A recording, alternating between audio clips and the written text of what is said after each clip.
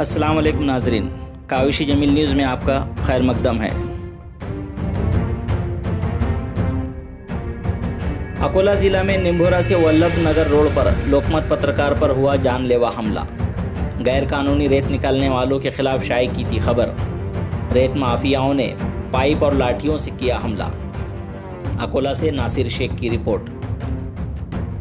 अकोला के Akot file police station की हद में आने वाले वल्लभ नगर के साकिन लोकमत के पत्रकार पद्माकर लांडे पर आज सुबह 4 से 5 रेत माफियाओं ने जानलेवा हमला कर दिया, जिसमें पत्रकार पद्माकर लांडे शदीद जख्मी हो गए हैं। जख्मी हालत में पद्माकर लांडे को सरकारी अस्पताल में दाखिल करवाया गया, जहां उनका इलाज जारी है।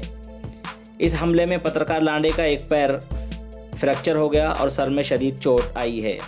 तफसीलात के मुताबिक अकोला तालुका के निंभोरा में पूर्णा नदी में गैर कानूनी तौर पर रेत निकाली जा रही है।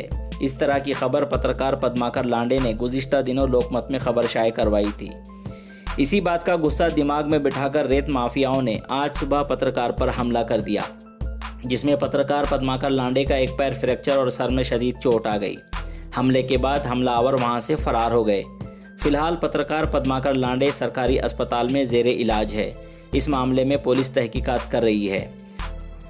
इस मामले में पत्रकार संगठनों ने हमलावरों के खिलाफ सख्त कार्रवाई की मांग की है। बोला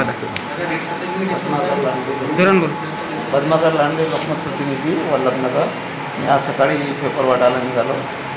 पेपर वाटून वल्लभनगरहून निघालो. वल्लभनगरहून सांगवीकडे निघालो. सांगवीकडे निघालो असताना अनिकेत विनायक सराफ, चेतन सुभाष गावंडे आणि लहू अंदाज भटकर हे मला त्या टाकून काढून कोपऱ्यात दिसले.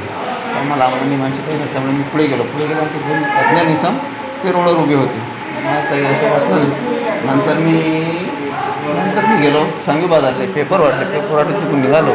तिकडून आलो असता त्या दोन अज्ञात इसमांनी माझ्या गाडी टाकली. गाडी टाकल्यावर मी पडल्यावर त्याने मारायला सुरुवात केली. हे तिघं पळत आले. म्हटलं का रे बा का मारता? तुम्ही बातमी टाकली. मॅडम मी लोकमतचा प्रतिनिधी, लोकमतचा वार्ताहर, मला बातमी टाकणं जरुरी आहे. बातम्या मारायचं का म्हणे तू बातम्या टाकता काय? आणि त्यानं मारलं. मी म्हटलं त्याचे परिणाम तुम्हाला समजणार माहीत नाहीत काय? पत्रकाराला मारलं तर काय होते? पाहून मी म्हणे पुढे काय व्हायचं ते होईल म्हणे. त्याने माझ्या पायानं मारलं. पाय फ्रॅक्चर आहे, डोक्याला मार आहे, डोक्याला आड्डाचे पडलेले आहे, अशा पद्धतीने सांगितलेलं आहे. असा माझ्यावर हल्ला झालेला आहे. तरी मला न्याय देण्याची कृपा करावी.